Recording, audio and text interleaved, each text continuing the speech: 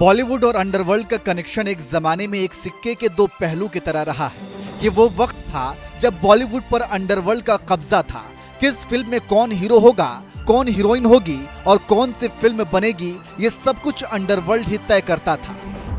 इसी जमाने में बॉलीवुड के कई हसीनाएं अंडरवर्ल्ड के संपर्क में थी और उनके अफेयर्स के चर्चे भी चारों तरफ थे। इन्हीं हसीनाओं में एक का नाम था ममता कुलकर्णी का।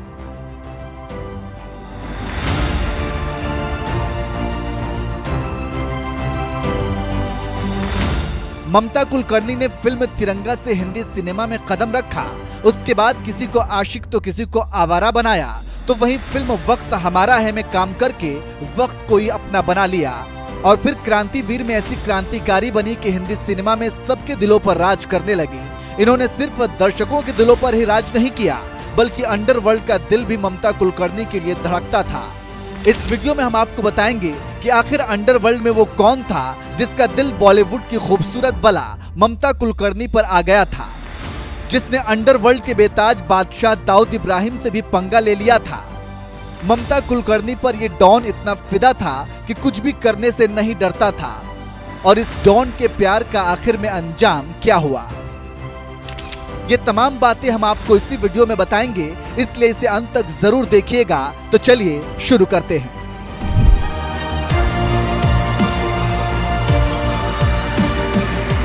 ऐसा पहली बार नहीं था जब बॉलीवुड की किसी खूबसूरत बला पर किसी डॉन का दिल आ गया था। इससे पहले अंडरवर्ल्ड डॉन दाऊद इब्राहिम मंदाकिनी पर मर मिटा था। उधर अंडरवर्ल्ड के एक और डॉन अबू सलेम का बॉलीवुड हसीना मोनिका बेदी के साथ चक्कर चल रहा था। और इन्हीं में से एक और डॉन जिसने ममता कुलकर्णी को अपना दिल दे दिया, उसका नाम था छोटा राजन।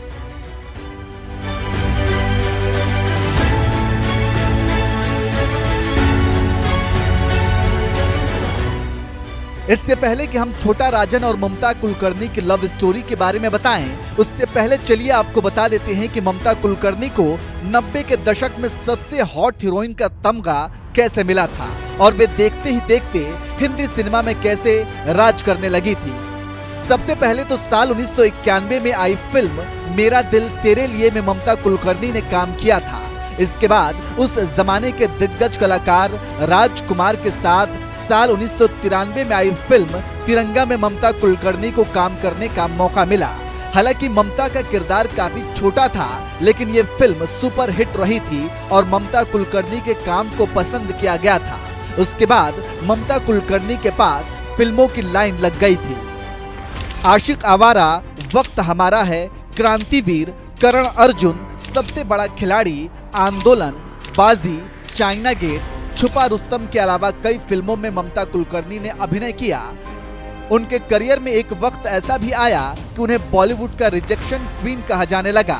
दरअसल ममता अपने करियर में स्टारडम के उस मुकाम पर पहुंच गई थी कि अब वे फिल्मों का चुनाव करने लगी थी।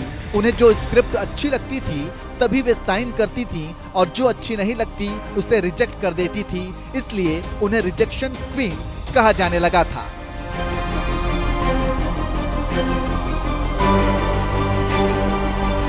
इसी बीच ममता कुलकर्णी युवाओं के दिलों की धड़कन तब बनी जब उन्होंने स्टारडस्ट मैगजीन के लिए उस वक्त की सबसे बोल्ड तस्वीरें खिंचवाई।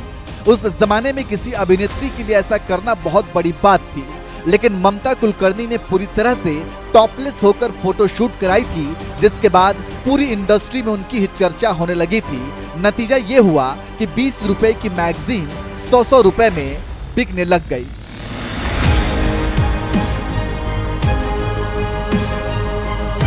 ममता की टॉपलेस फोटो खींचने वाले फोटोग्राफर जयेश सेठ ने साल 2015 में खुलासा करते हुए बताया था, स्टारडस्ट ने उस साल टॉपलेस फोटोशूट के लिए कई अभिनेत्रियों से संपर्क किया था, लेकिन कोई भी राजी नहीं हुई थी। माधुरी दीक्षित, जूही चावला जैसे फेमस हीरोइन ने तो सीधा इनकार कर दिया था।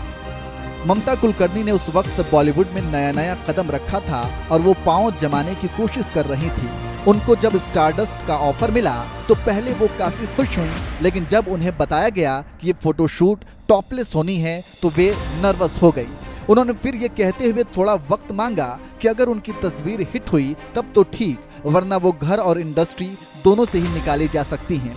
फिर उन्होंने भी एक शर्त रख दी कि उनकी तस्वीर सिर्फ एक बार ही प्रकाशित किया जाए और फिर वे तैयार हो गई। बस फिर क्या था, उस टॉपलेस तस्वीर ने न सिर्फ युवाओं के बल्कि अंडरवर्ल्ड डॉन छोटा राजन के दिल को भी छलनी कर दिया था। कहा जाता है कि छोटा राजन ममता कुलकर्णी को दिल से चाहने लगा था। इनके बीच बातचीत भी होने लगी थी और लोग दबी जुबान से इनके अफेयर के चर्चे करने लगे थे। 80 से 90 का दशक ये वो दौर था जब छोटा राजन का बॉलीवुड में तूती बोला करता था। इसका इतना खौफ था कि उसके इशारे पर ही फिल्मों में हीरो हीरोइन को चुना जाता था। साल 1998 में आई फिल्म चाइना गेट का एक किस्सा बड़ा ही आम है। जब डायरेक्टर राजकुमार संतोषी ममता कुलकर्णी से काफी नाराज हो गए थे और बीच फिल्म से ही उन्हें निकाल दिया था। जब ये बात छोटा राजन को पता चली तो उसने राजकुमार संतोषी को फोन मिलाया और ममता को फिल्म में लेने का फरमान जारी कर दिया।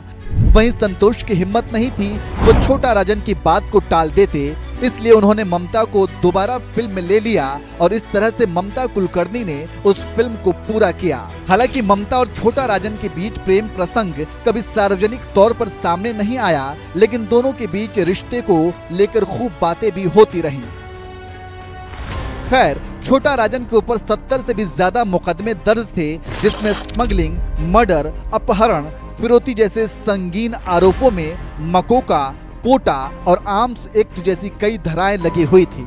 छोटा राजन दाऊद इब्राहिम का करीबी माना जाता था, लेकिन साल 1993 में मुंबई बम धमाके में जब दाऊद इब्राहिम को मुख्य आरोपी बनाया गया तो छोटा राजन ने अपना रास्ता अलग कर लिया। उसके बाद दोनों ही एक दूसरे के जानी दुश्मन बन गए। इसलिए कहा जाता है कि 25 अक्टूबर 2015 को जब इंडोनेशिया से छोटा राजन को गिरफ्तार किया गया और उसे भारत लाया गया तो गिरफ्तारी में दाऊद इब्राहिम का ही हाथ था। वहीं ये भी कहा जाता है कि छोटा राजन भी यही चाहता था कि गिरफ्तारी के बाद उसे भारत ही लाया जाए ताकि दाऊद के गुर्गों से उसकी जान बच सके।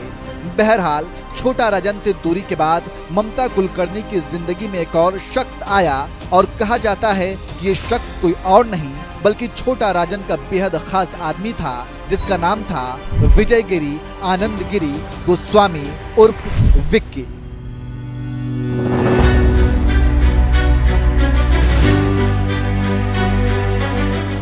छोटा राजन जब भारत छोड़कर विदेश भागा था तब उसका धंधा संभालने वाला विक्की ही था। विक्की का रुतबा भी कोई कम नहीं था। मुंबई फिल्म इंडस्ट्री उसके इशारे पर नाचा करती थी। विक्की का काम मुंबई में ड्रग सप्लाई करने का था। जब छोटा राजन से ममता कुलकर्णी की दूरी बनी और उसका करियर ढलान पर आने लगा तो फिर ब्यूटी क्वीन का संपर्क विक्की से हुआ। ममता फिल्मों से भी दूरी बना चुकी थी और एक दिन पता चला कि वो अब केन्या में विक्की के साथ रहने लगी थी। इसी बीच एक और तस्वीर ममता कुलकर्णी का सामने आया, जिस ममता ने 1993 में अपनी बोल्ड फोटोशूट से तहलका मचा दिया था। उसी ममता का एक और फोटो सामने आया, लेकिन इस बार वो कुछ अलग अंदाज में दिखी थी। इस बार वो पूरे कपड़ों में माथे पर तिलक के साथ दिखी और अब बॉलीवुड की हॉट हसीना सन्यासिन का रूप धारण कर चुकी थी। साल 2013 में उनकी जीवनी पर एक किताब ऑटोबायोग्राफी ऑफ एन योगिनी आई। तब उन्होंने कहा था, कुछ लोग दुनिया के कामों के लिए पैदा होते हैं जबकि कुछ ईश्वर के लिए पैदा होते हैं। मैं भी ईश्वर के लिए पैदा हुई हूँ। खैर, ममता के बारे में कहा जाने लगा था कि वे केन्या में विक्की के साथ लिव इन में रहने लगी थीं। कहा तो ये भी गया कि उन दोनों ने शादी भी कर ली थी, लेकिन सच्चाई क्या है इस बारे में कुछ भी कहना मुश्किल है। वहीं साल 2017 में ठाणे की एक विशेष अदालत ने ममता कुलकर्णी और विक्की गोस्वामी को भगोड़ा घोषित कर दिया। तो ये थी बॉलीवुड की बोल्ड एक्ट्रेस के नाम से मशहूर ममता कुलकर्णी की जिंदगी से जुड़ी कुछ झलकियां और उनकी प्रेम कहानी। कैसी लगी आपको ये स्टोरी, कमेंट करके जरूर बताएं और ऐसे ही बॉलीवुड की दिलचस्प कहानियों को जानने के लिए हमारे चैनल को सब्सक्राइब जरूर करें।